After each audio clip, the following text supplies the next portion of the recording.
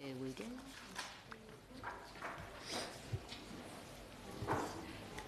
Order. Julia Lopez to move the motion.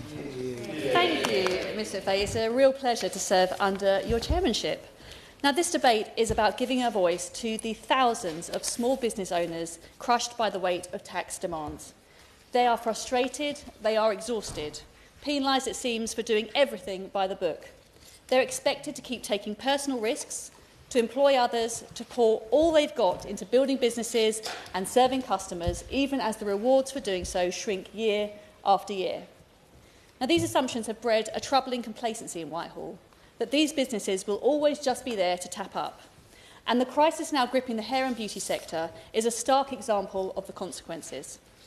High street hairdressing and beauty salons offer jobs and training to thousands of young people.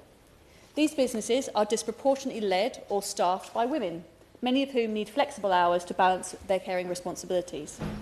We all know these people because we've been served by them, even counselled by them, sometimes over many years. But today, salons are under threat. The combination of pressures that they face is now turning into a crisis. And the result won't just be the loss of revenue to the Treasury. It will be felt by the young people without an apprenticeship. It will be a high street where the empty unit they leave behind is certainly... Can I thank my honourable friend for bringing forward this important debate? Only a few weeks ago, I visited Sue Davis, a hairdresser, a hair saloon in Blaby in my constituency. And she introduced me to the two very young people that my honourable friend has in mind, Tegan and Poppy.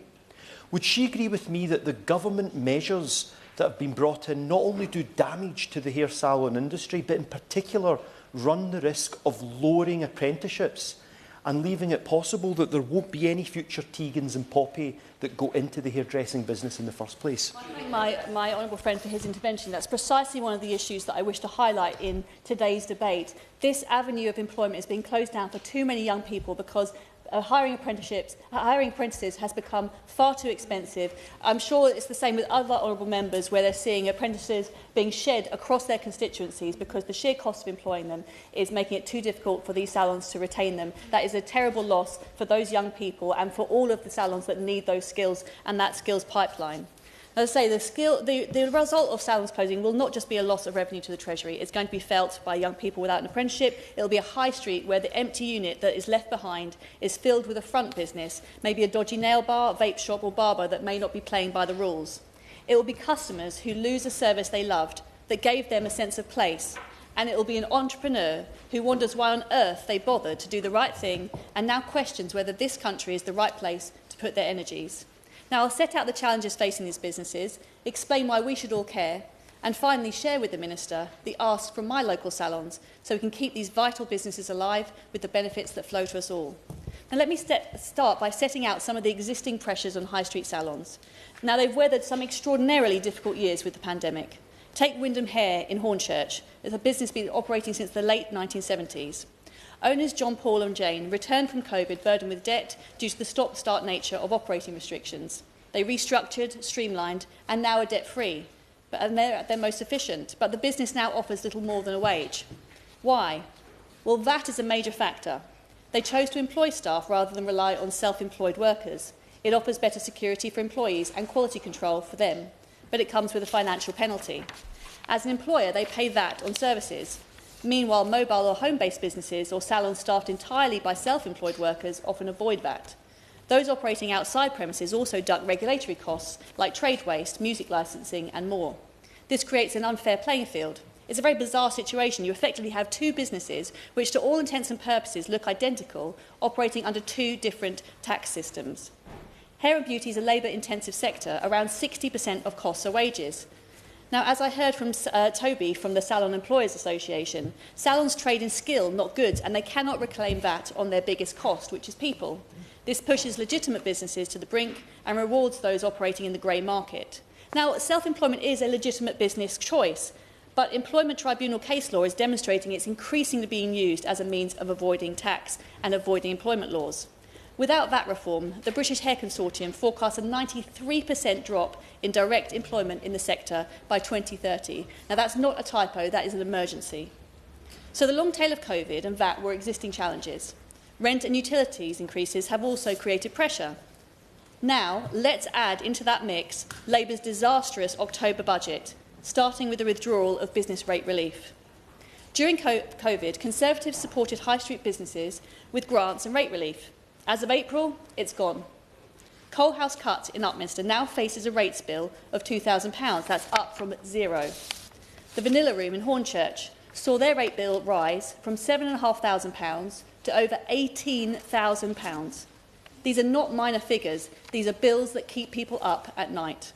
Now, let's add in the increase in employer national insurance contributions.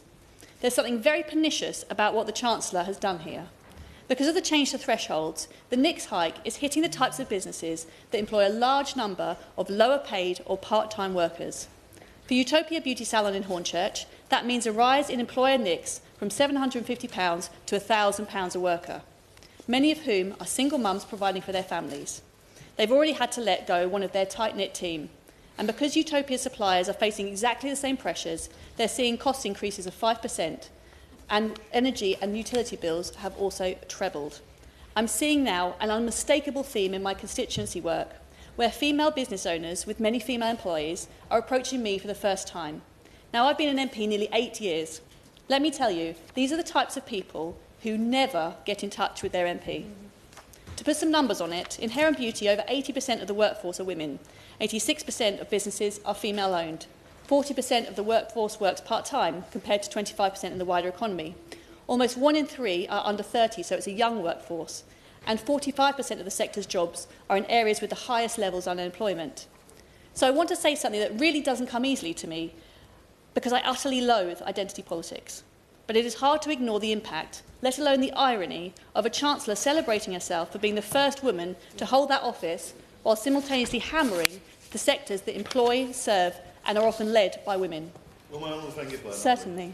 I'd like to thank my honourable friend for bringing this debate forward today. It's incredibly important, and just up the road from her in Essex, in Basildon and Billericay, the well-groomed men and women are facing exactly the same issues. And I thought it was particularly a poignant moment to come in on her, because it is exactly these part-time workers, many women, who are being affected, often in female-run businesses as well. And does she agree with me that the combination of all these different things coming together, the increase in national insurance, the issues around the business rates relief on the high streets, these are really hitting. But also there is this real concern as well around some of the legislation coming forwards in the so-called employment bill, which local businesses are telling me is an unemployment bill, which is actually driving people, rather than actually protecting workers, is actually causing more problems because people just don't want people on their payrolls. He's absolutely right. It is about the series of things that are hitting these businesses. It's about new legislation, it's about new taxes, it's about the withdrawal of reliefs that have been supporting them. And I'm very glad that he intervened, because I was in Hornchurch yesterday speaking to Wyndham Hare. The gentleman, John Paul, who runs that business, is one of his constituents, and he's been telling me how supportive he has been of his local high street. So I appreciate the support he's giving me today in this debate. Now, as he says, it's a whole range of people sectors. So it's not just about salons being hit with these staggering tax bills. It's also about the early years sector. Now, this is a sector which supports many of those other businesses which require good workers. And when I talk to Havering nurseries in my constituency, some of the bills that they're talking about are just simply unbelievable. So unbelievable to the extent that actually when I tell people about them, they actually don't believe them. They think that there's something, they must have got their sums wrong. That's absolutely not true. So let me tell you about one of my after-school and holiday clubs providers. She's seen her annual NICS bill going from £10,851 to £26,040. This is a small business, and it is absolutely hammering them. One nursery provider has told me that the combined impact of NICS and minimum wage is adding £30,000 to her payroll costs every month. These are unbelievable numbers that risk driving many nurseries to closure, and that will dismantle the support network that allows many other women to go into the workplace. Finally, now minimum wage is right in principle, but when you force a small salon with razor-thin margins to meet that extra cost on top of everything else, it becomes untenable. And add that to the looming employment rights bill, and many salons are telling staff to go self-employed just to survive. And that's not giving people more protections, it's ripping up the ones that they have already. Which brings me to apprentices. Now, salons are letting them go very fast. For decades, this industry has opened doors for young people to learn skills and earn a living, and that ladder is being kicked away. At Coal House Cuts, the owners once proudly trained apprentices. Now they cannot afford to. Wyndham used to employ 4 apprentices, now they've got 1. The Vanilla Room is getting daily calls from laid-off apprentices, but they too have had to cut learner hours.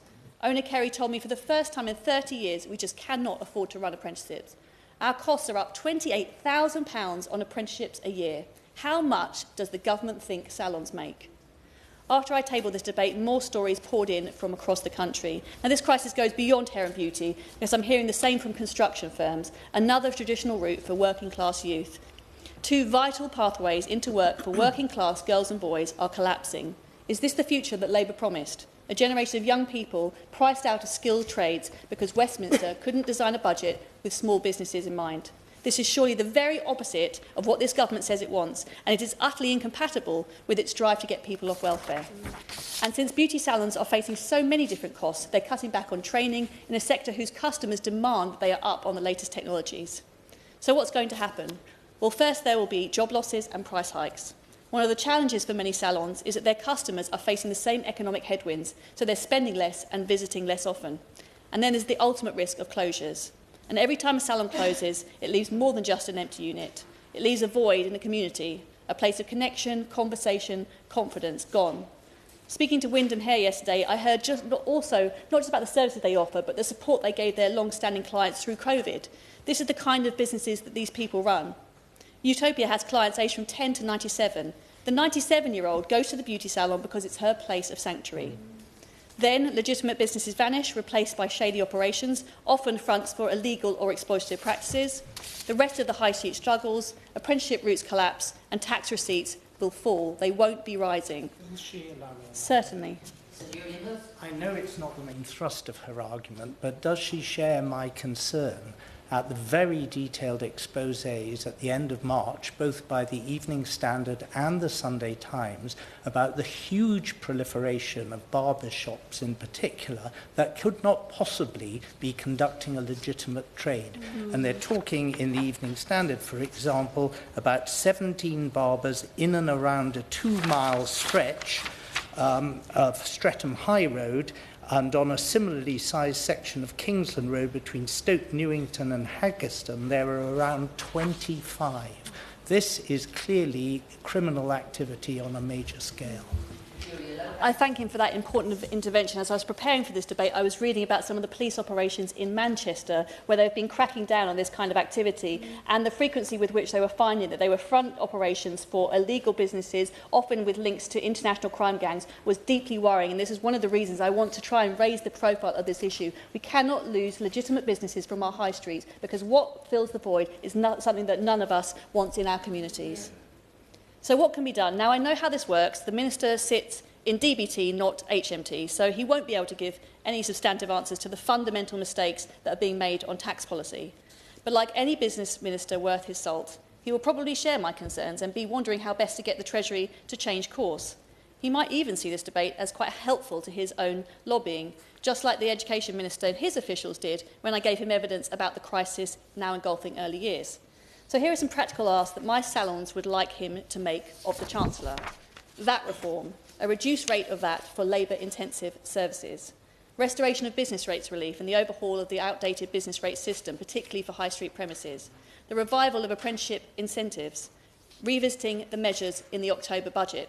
Look, use the global market turmoil as an excuse if you need to mask Labour's mistakes, if that's what it's going to take. But let's get a U-turn on these economy-shrinking tax takes. They are not working. Confidence and employment are down. Growth projections have been halved. The tax take is going to be shrinking, and that's going to translate into a smaller pot for public services. You don't need to take my word for it. The IMF said so just yesterday, confirming their view that the UK growth prospects have been cut because of domestic factors. So to conclude, this debate has to serve as a reminder that government does not create growth. Businesses do. People do.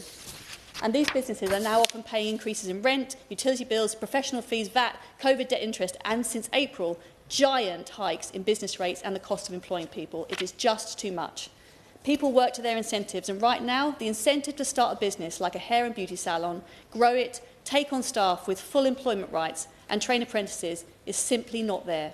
Now, the government says it cares about growth and communities and employee rights, but its actions, I hope by accident rather than design, are crippling the very people who grow things, give heart to communities and employ people. So I say to the Minister, use this debate, take these real stories, these stark warnings and this sector's clear-eyed solutions straight to the Treasury before it's too late.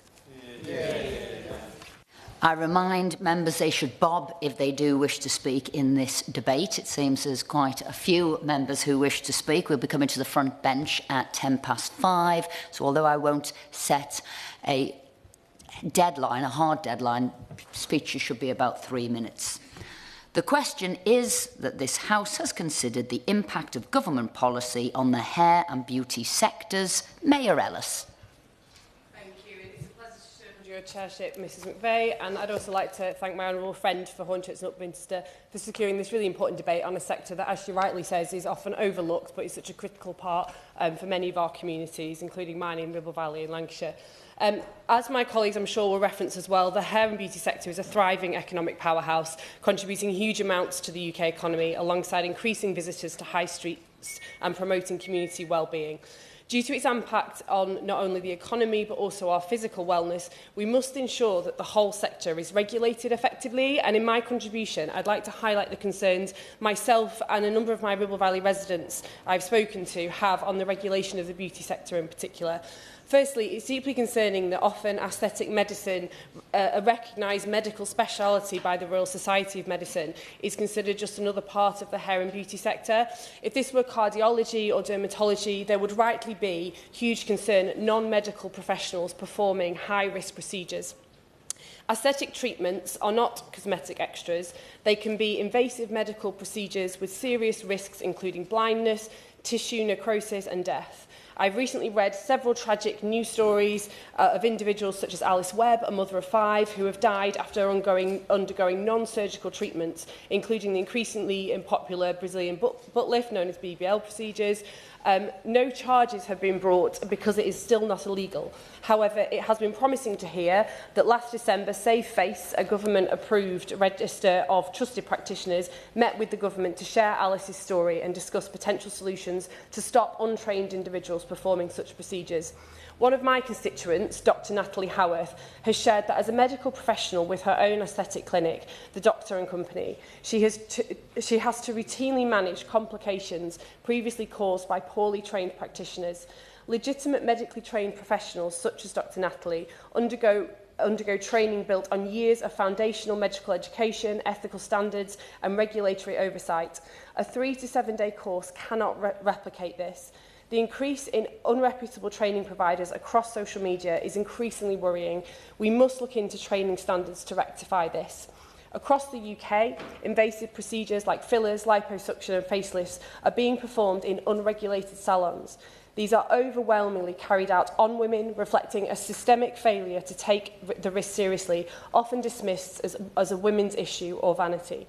In a society where our beauty standards are shaped by social media and celebrity culture, it's no doubt that the rise for aesthetics treatments will continue to grow. In 2024 alone, the UK aesthetics industry grew by a considerable 8.4%. Unregulated actors in this space lower the reputation of the whole industry, which in turn impacts the success of safe and legitimate services like those provided by my constituent Natalie. Therefore, we must work to tackle the rise of unregulated cosmetic procedures, and I would be grateful if the Minister could confirm whether the Government plans to follow up on the previous Government's consultation on non-surgical cosmetic procedures.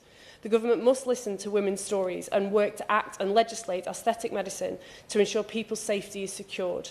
Meanwhile, the NHS shoulders the burden. A&E departments are seeing increasing complications from fillers, Botox and laser treatments that should have been managed within a clinical setting. The industry must not be overlooked. We need to support trained practitioners and advocate for women seeking treatments by prioritising the raising of standards across this dynamic sector. Thank you. Lee Thomas. Thank you. It's a pleasure to serve under your chairmanship, Ms McVeigh. I'd like to thank my honourable friend for calling this debate. It's a very important one and one that I've had much communication from constituents on, particularly those who operate their own health and beauty businesses in my constituency. These businesses that we're all aware of, they're a cornerstone of our high street and our community. They provide valuable employment. And I was particularly struck by the comments by my right honourable friend around the volume of employment that they provide, in particular to female members of society. But the crisis that we face is an urgent one. The stakes are high, and the voices of salon owners, staff and apprentices must be heard.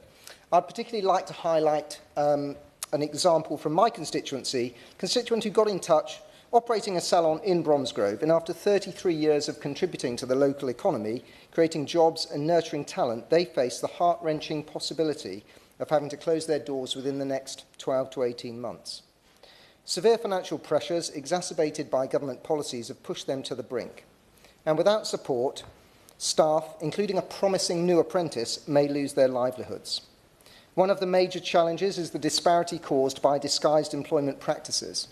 VAT-registered salons, like this owner's one, are struggling to compete with establishments that are exploiting loopholes, where workers are falsely registering as self-employed to dodge VAT. This creates an unfair playing field, forcing ethical businesses to consider unsustainable practices simply to stay afloat. But the consequences of inaction extend far beyond individual salons. Industry forecasts paint a bleak picture: a 93% drop in employment by 2030, no new apprentices by 2027, and the loss of generations of talent. Rising costs, including in this case a wage bill of £52,000 before factoring in rent, national insurance and pensions, make it impossible for compliant salons to thrive under the current VAT threshold of £90,000. This is why support from the government is not optional, it is essential. Now, this salon owner, alongside many others, have taken proactive steps to bring attention to this crisis. They're a member of the British Hair Consortium. They've contributed to comprehensive dialogue with government, urging action that cannot wait. And I'm also struck by the comment made by the honourable member who just spoke on non-surgical aesthetic treatment. I've raised this before in the House of Commons myself. I too have got a constituent called Nikki Robinson, who is quite happy to go on the public record that she often performs corrective action for surgery that has gone wrong. This is another dimension to this industry that actually presents an emerging healthcare crisis that I too urge government to address. And I too would like the Minister to confirm to this House when the government will introduce a mandatory licensing regime that will protect not just consumers but also those who are practising in this industry. The beauty sector is not merely about aesthetics, it is about empowering individuals, it is about building confidence and fostering community connections that we all know exist across our constituencies. It is time for the government to recognise the importance of this industry and take the necessary steps to ensure its survival. Kat Eccles.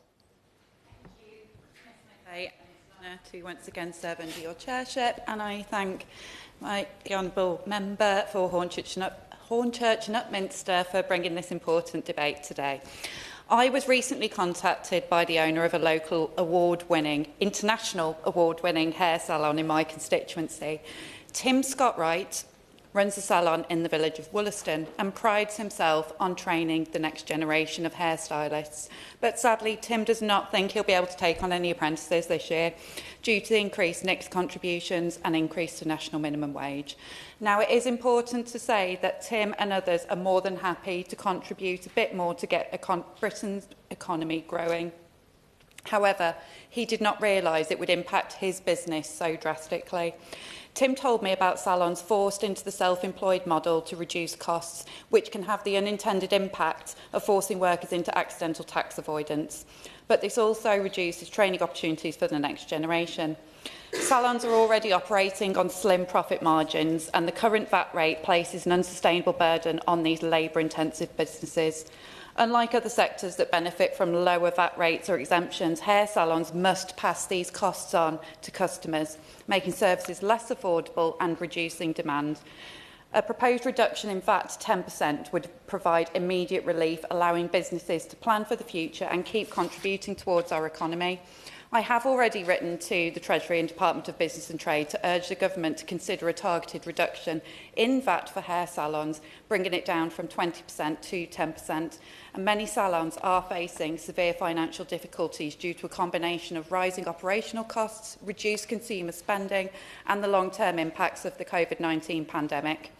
The hair and beauty industry are a vital contributor to the UK economy, supporting over 250,000 jobs and generating billions in annual revenue. So let's back our hair and beauty industry, make sure revenue is not lost in self-employed models and keep the sector thriving. Dame Caroline Dinich. McVeigh, a pleasure to serve with you in the chair, and I'd like to start by congratulating my honourable friend from Hornchurch and Upminster for securing this debate, but also articulating the issues that the hair and beauty sector face so comprehensively. I completely share her concern and her frustration and that of the sector.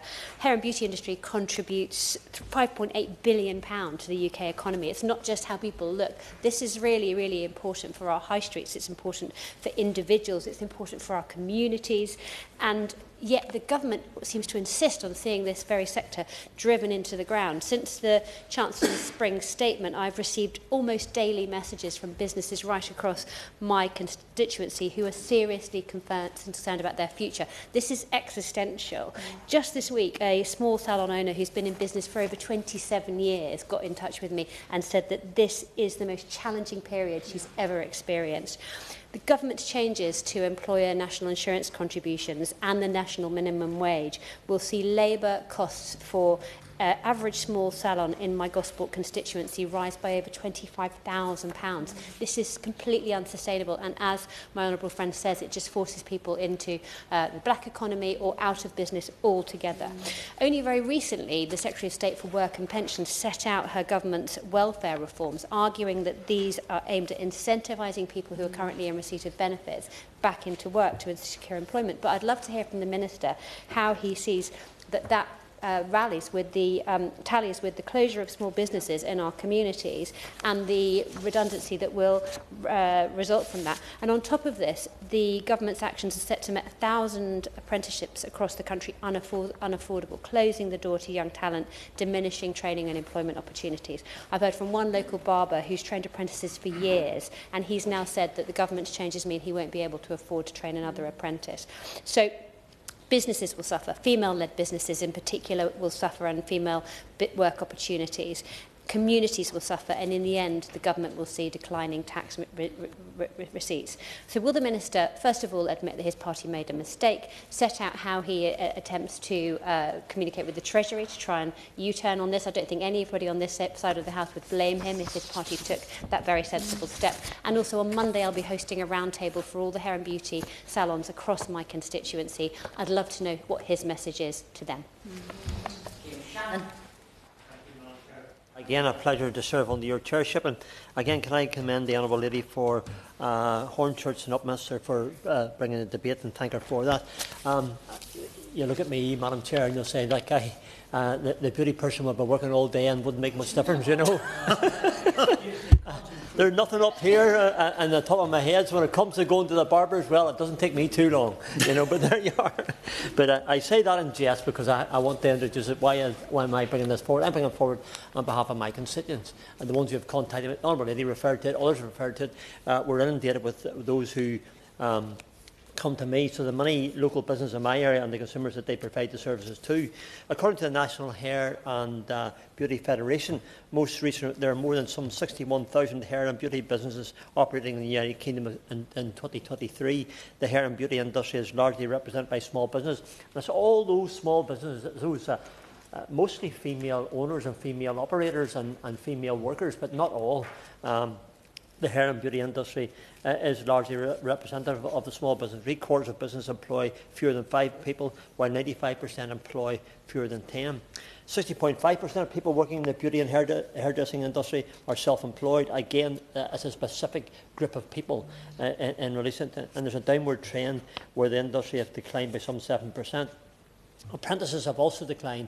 Honourable Lady referred to that, and some are not taking apprentices on, so those are the issues.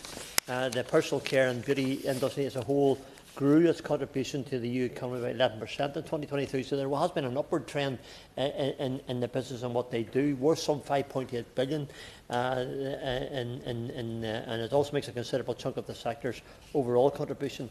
I want to mention this, and this is what the people tell me. It should be noted that the large majority of hair and beauty business turnover is less than 100,000. In September 2024 industry survey, The NHBF found that 46% of salons and barbers surveyed made a profit, 41% made none, they broke even, and the rest of them just weren't doing. So those are not healthy statistics. The Honourable Lady was absolutely spot on when she outlined that business owners are facing a perfect storm of rising costs, including the withdrawal of business rates relief, increase to employer national insurance contribution and higher minimum wages. Whilst people are happier to spend money having their hard-earned self-care, profitability is not something which is there, and subsequently we face difficulty with this business sector, and there must be more support, I believe. I look forward to the Minister and what he will say in return, but it's really, really important that we get it right.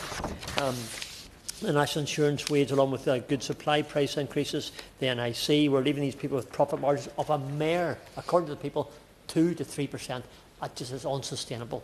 So I conclude with this, we're mindful, Madam Chair, of the time you give us. We need to correct this and offer support to small and micro businesses in this area. So I look to the Minister to see how we can help keep our beauty and hair businesses thriving, people in employment and people looking good about themselves. This can only be done with greater support than is available right now. I know my wife goes to the hairdressers. She comes out and she feels like $1 million. I would say to her, of course, she always looks like $1 million, but that's just me, you know. Sweet talking devil. Sarah Bull. Thank you, Chair, and thank you to my honourable friend, the member for Hornchurch and Upminster, for securing this most important debate. Now, when thinking about this debate, I looked up some quotes on hair, and my favourite was, "Invest in your hair, it's the crown you never take off." And it is a very true sentiment, although I do apologise to the men amongst us who are perhaps lacking in the hirsute department. Naming no names, you are kings in your own right. But hair is such an integral part of our being and our confidence, and we can appreciate how traumatic it is when those lose their hair when they're undergoing cancer treatment or when they suffer from alopecia. But we often just expect that we can walk into our high streets and find a hair and beauty salon who can help to tame our locks or restore our nails. But we really cannot take this sector for granted. It is a sector which, according to the British Beauty Council and Oxford Economics, contributed £8.541 billion to the UK economy in 2023. A sector which supports the direct employment of over 224,000 people. Now, I have many excellent hair and beauty salons in South Northamptonshire, but it really pained me when both Defern Beauty in Brackley and the Beauty Works in Towcester met with me and explained how desperate the position is for the industry. And it is really heartbreaking to see them explain how their lifelong work is being eroded by this Chancellor. After NICs increases, business rate relief changes, they desperately need help. Now, one of their asks is for a review of the VAT position, which will in turn help not only to save businesses, raise revenue for the Exchequer, but also save apprenticeships. The British Hair Consortium, its February 2025 report explains that, and it has been mentioned, that as VAT is applied evenly across goods and services, it has a disproportionate burden on labour-intensive industries like hairdressing and beauty, where 60% of the costs are wages. Unable to reclaim the VAT on their primary cost, which is people, there is now a distorted market and competition between VAT-registered and non-registered businesses, incentivising VAT avoidance tactics such as bunching, disaggregation and disguised employment. We should not be surprised with the rise in cash-only salons and should think carefully about what that means in practice. They also are calling to have a mandatory register of all hairdressing professionals, because without a register, VAT avoidance and disguised employment will continue unchecked, costing the Treasury billions, whilst putting responsible businesses at a disadvantage. My businesses also pride themselves on taking apprentices and bringing the next generation along. But my fear is, as the British Hair Consortium also believes, apprenticeship starts are set to reach zero by 2027, which contravenes the government's objective to reduce inactivity amongst 18 to 21-year-olds. These businesses simply cannot afford to take on the next generation, and this is stifling the industry in the long term. I implore the government to engage with this industry and take immediate action. Hair is a beautiful form of self-expression. Where will we be left without it? Thank you. So keep Barty. Thank you, Ms McVeigh. It's a pleasure to serve under your chairmanship. And actually, can I first start by thanking my honourable friend for Hornchurch and Upminster, not just for securing the debate, but also making the very eloquent arguments around the hair and salon and the hair and beauty industry, but also the broader impact of the Chancellor's damaging budget last year. For example, the impact on nurseries and the knock-on effects. Because what we do know about this industry, and has already been said in this debate, is that it's a disproportionate employer.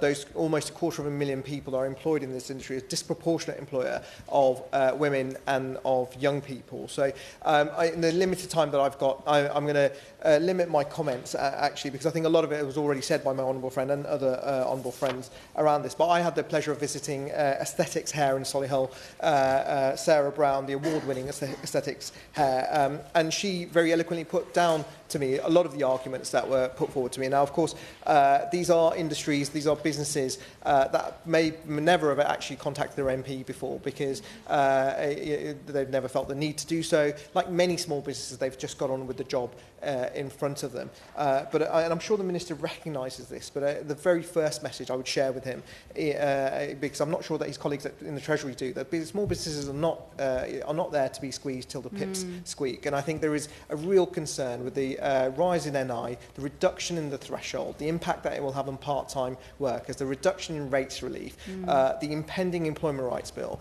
and of course the highly competitive market that this industry now operates in. This could have huge impacts. And we've already heard about the impact on hiring of apprentices. Of course, when there are disincentives on business, such as higher taxation or a much more competitive business environment or higher regulation, the inevitability is that the businesses will then have to look at where they can cut costs. And of course, those young people who come into apprentice positions, who have lesser training, who are yet to learn the skills of the trade, so to speak, are the easiest ones to cut, because of course those businesses have to continue to operate. And I'm sure the Minister, and I make no comments about his hairstyle or anything like that, but I'm sure the Minister will acknowledge, though, that these are skilled people who do skilled work, and you can't just train an apprentice overnight. It takes time to do so. So it was certainly eye-opening to me to hear from my constituent, to understand the impact that this is having on their businesses. And the fundamental point is that other businesses in that competitive environment are being forced into an environment where they are, hairdressers are going to self-employment status, and it means that they are now being below the VAT threshold, which means, of course, lesser returns for the Exchequer. So that can't be what the Chancellor of the Exchequer intended when she stood up. I have some thoughts on what she was trying to do, which was basically trying to tax everybody to appease some of the trade unions, but we won't get into all that right now. But the reality is that the small businesses are the ones that are suffering, and there's a huge impact. And actually, I also share the concern of the impact on high streets and the extended impact that will have in terms of tax avoidance and tax evasion, which of course we're very, very worried about. Now come to the front bench, the Lib Dem opposition spokesperson, Sarah Gibson. Thank you very much, and it is a pleasure to serve under your chairmanship, Mrs McVie. And I thank the Honourable Member for Hornchurch and Upminster for securing this debate. The member for Hornchurch and Upminster made a really important point about the fact that small businesses in the hair sector have endured a perfect storm. The pandemic, soaring energy bills, red tape and unfair tax bills. Everyone here today has called for the government to recognise that this industry's importance to our economy, its importance to our high streets and the communities that we represent. And with that in mind, I would like to pick up on 3 points made by my colleagues today. That of the employer national insurance contributions, forced self-employment and apprenticeships.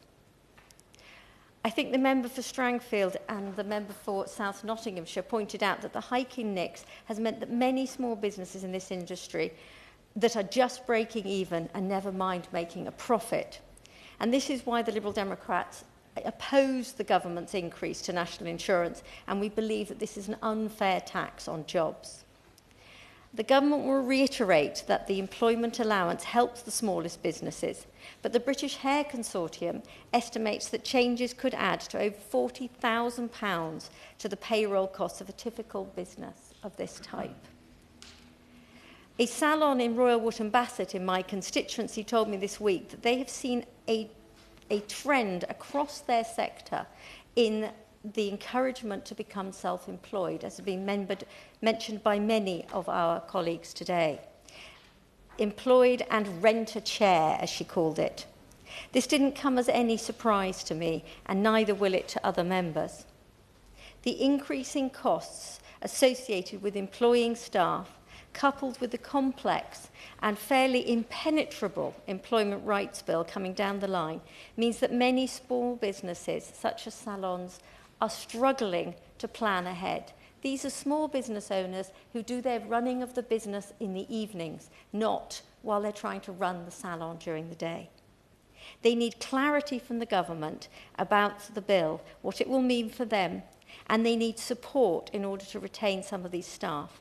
If they don't get that support in this particular industry, we will see a huge increase of people becoming chair renters. And I hope that the Minister will address some of these issues around clarity on that bill.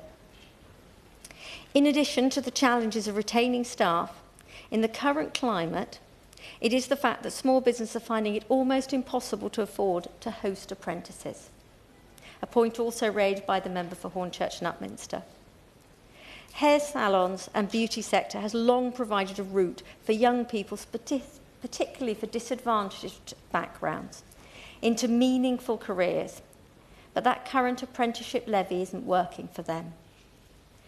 As Liberal Democrats, we would like to see a more flexible skills and training level that helps businesses invest in their teams. This Friday, I will be supporting a careers fair in Wiltshire that will connect students with lots of small local business. I hope that the Minister's response today will provide me with some reassurance that I can give to those budding apprentices about their futures. And I would just like to end by congratulating the member for Hornchurch and Upminster for securing this very important debate. Thank you. Harriet Baldwin. Thank you very much, Ms McVeigh. It's a pleasure to serve under your chairmanship this afternoon. And can I add my congratulations to the member for Hornchurch and Upminster for securing this important debate and setting out the issues in terms of government policy on the hair and beauty sector so clearly, because it truly is, Ms McVeigh, SOS time. Save our salons. We have heard from across the country today, from Ribble Valley, from Bromsgrove, from Stourbridge, from Gosport, from Strangford, from South Northamptonshire, from Solihull and from Chippenham, just how important these businesses are to our constituents. They make not only a huge economic contribution, but they also make an enormous contribution to our personal well-being, to fostering community spirit and to tackling loneliness in our communities. We've heard about the over £8 billion of economic contribution, but the impact that they have on people's giving opportunity for a moment of peace in a frantic life is also something that should not be underestimated. And so it is with great regret that the government's recent decisions have put such uncertainty into this sector. We all acknowledge the sector has had a long-standing issue with VAT because it can't be reclaimed on their biggest expense, labour.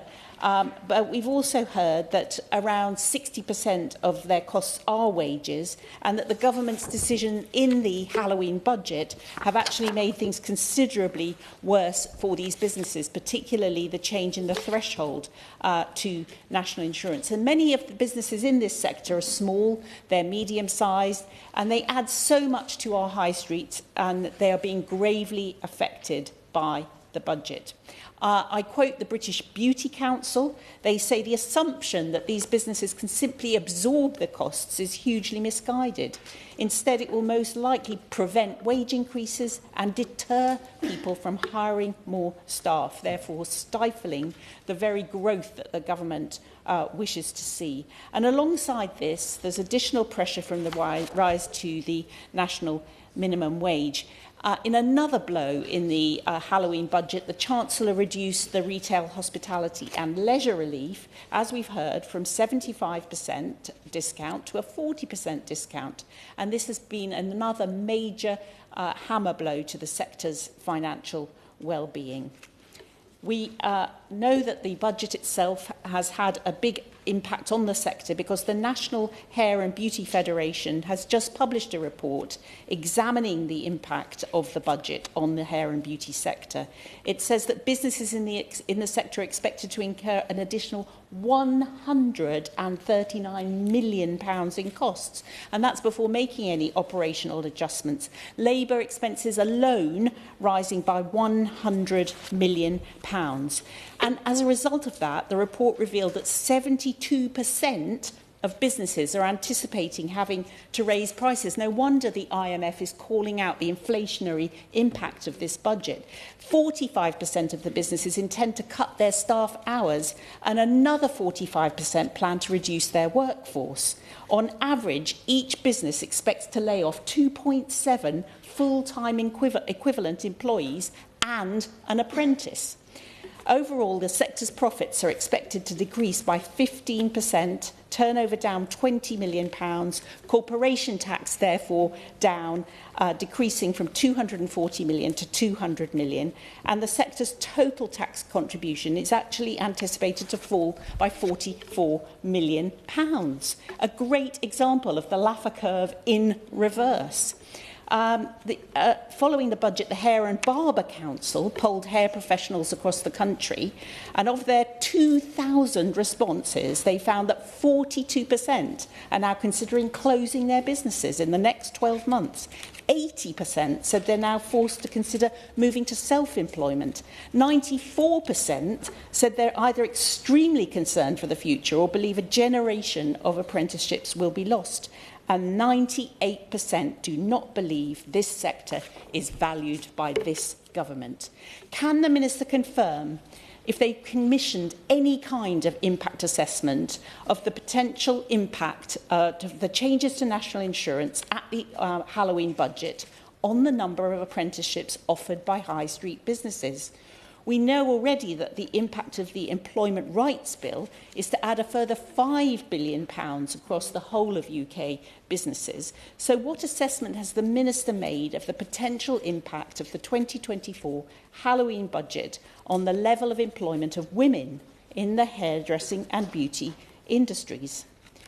Another long-standing concern that we heard raised in the debate was the tax avoidance and criminal activity, particularly with illegal barbershops linked to money laundering. I tabled a written question to the Home Office on this subject, and I received the following response. According to a report by the local data company and Green Street, the average number of barbershops per 10,000 people has more than doubled in the last 10 years. From 1.4 per 10,000 people to 3.1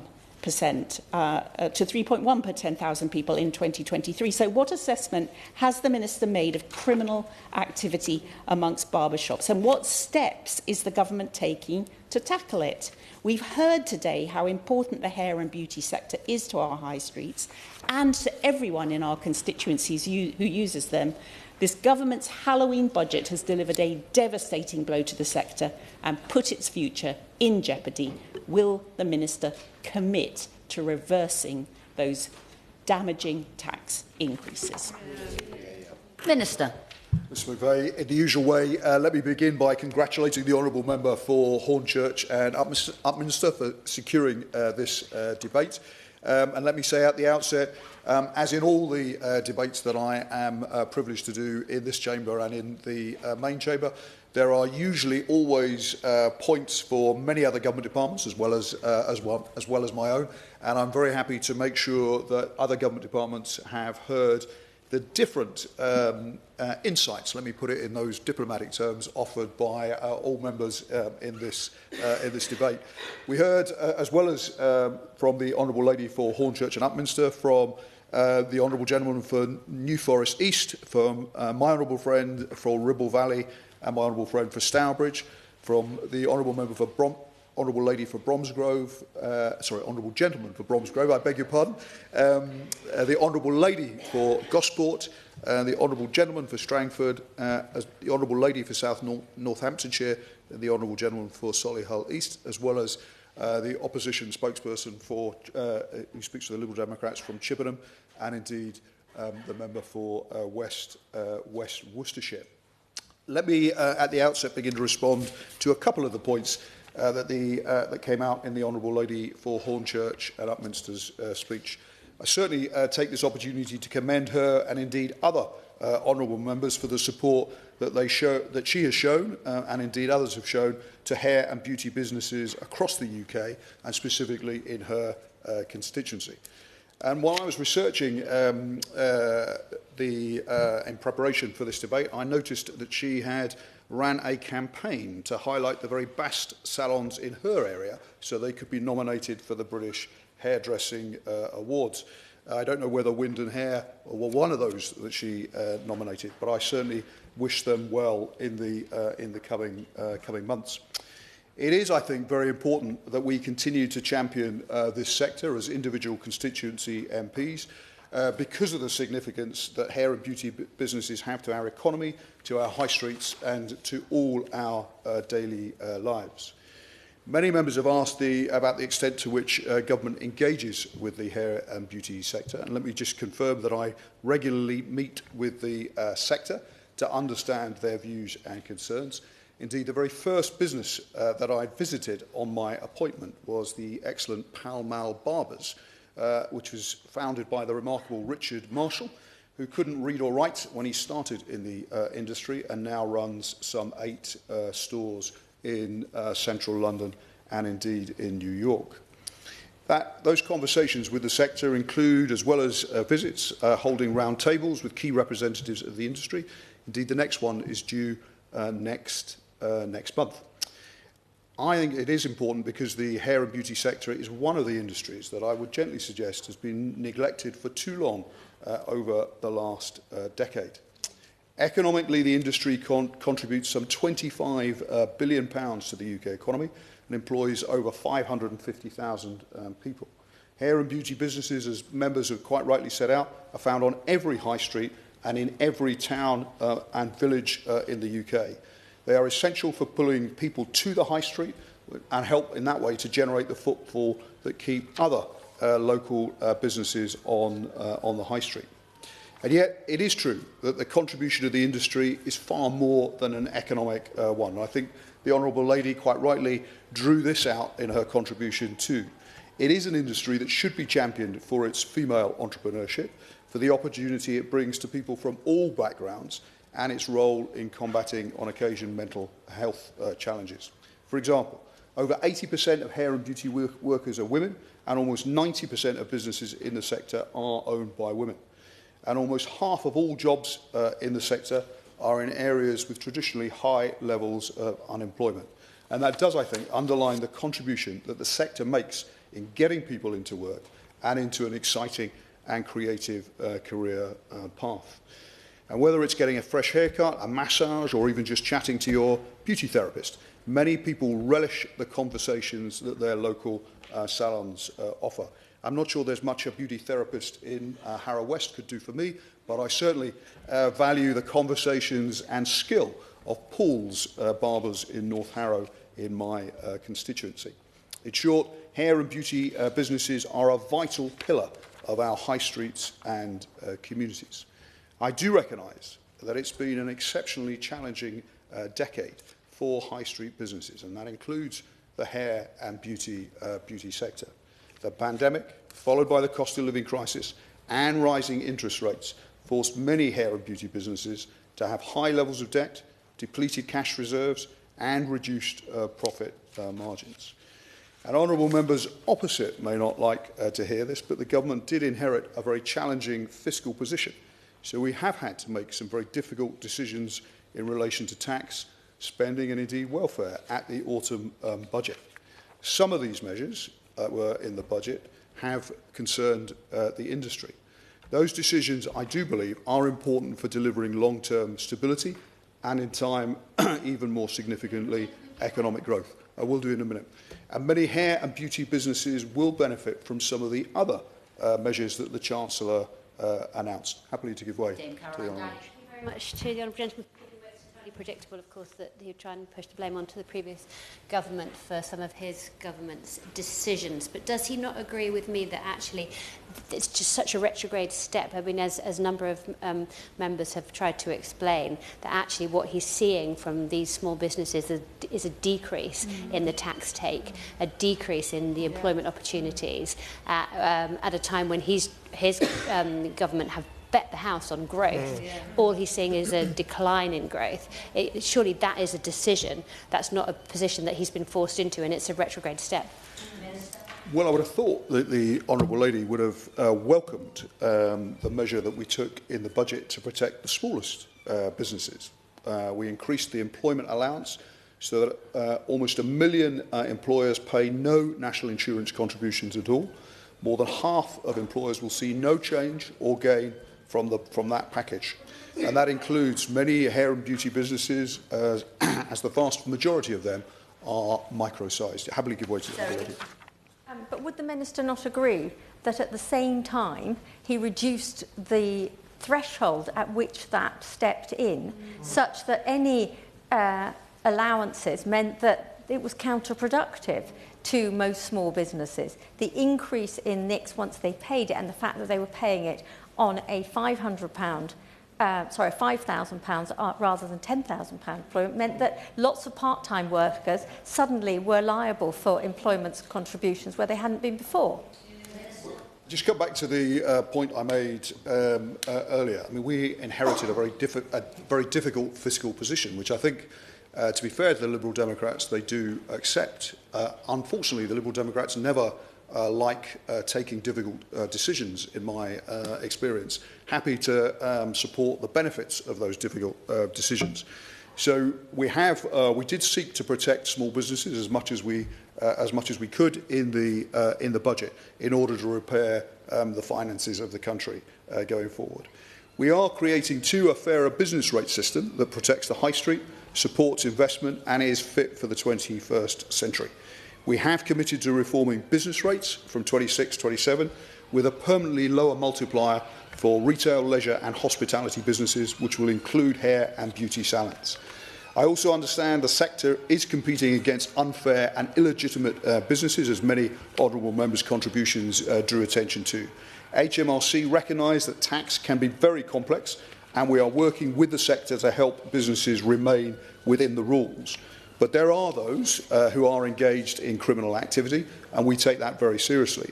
As has been well chronicled across various media outlets, the National Crime Agency has been coordinating Operation McKean's Eyes, which saw 265 premises visited, where officers secured freezing orders over bank accounts totalling more than £1 million. Other work in that space is ongoing, and we will continue to support law enforcement partners to tackle high street crime more generally. Improved funding to help law enforcement partners go after gangs was announced in the budget too. Later this year, we'll be publishing our small business strategy, which will set out the government's vision for small businesses and will focus on boosting a range of support to businesses, both in terms of creating thriving high streets, making it easier to access finance, opening up overseas and domestic markets, building business capabilities and providing a strong business environment. All of those are vital to the growth and resilience of the hair and beauty industry, and I will certainly continue to work with the sector as the strategy develops. My honourable friend specifically asked me, my honourable friend for Ribble Valley specifically asked me about the consultation that had been announced in the that had been run by the previous government, and whether or not the government was going to respond to that. We are due to respond to that as soon as is possible. The Department for Health are leading on that issue, so I hope she will continue to watch the space in this area and campaign on it going forward. But on that note, in conclusion, I know that the hair and beauty industry is incredibly important to every high street and every community in the UK, and I will continue to champion it in the House and across government. Julia Lopez to wind up. I thank every colleague who's spoken so passionately on behalf of their local businesses and the local people who run those businesses. And I hope for the local business in my patch that I have given them, have done them justice for the challenges that they're facing, and I appreciate all those who supported me in preparing for this debate. I thank the honourable member for Stourbridge. I think she was courageous in admitting that national insurance has become a problem for some of her local businesses. My honourable friend for South Northamptonshire raised the importance of hair to the sense of self, and I neglected to mention a very important business in my Hornchurch constituency, Bear With The Hair, which helps women who are going through hair loss in relation to cancer treatment. These are the kinds of businesses that are being affected by these challenges. My honourable friend for Bromsgrove and the honourable member for Ribble Valley raised the very important issue of rogue operators, and my real fear is that if we drive some of these legitimate operators out of business and those salons that are regulated, we will simply see more of this kind of activity proliferate. My honourable friend from Merredin's always a strong voice on small businesses, and I appreciated his support today. And my right honourable friend for Gosport, I wish her luck with her hair and beauty roundtable. She makes the point very well that these taxes are fundamentally counterproductive, and my right honourable friend for New Forest East is always very sound on security and economic issues. He raises the very important issue of some of these businesses being fronts for international crime gangs, and it's a concern that I share very deeply.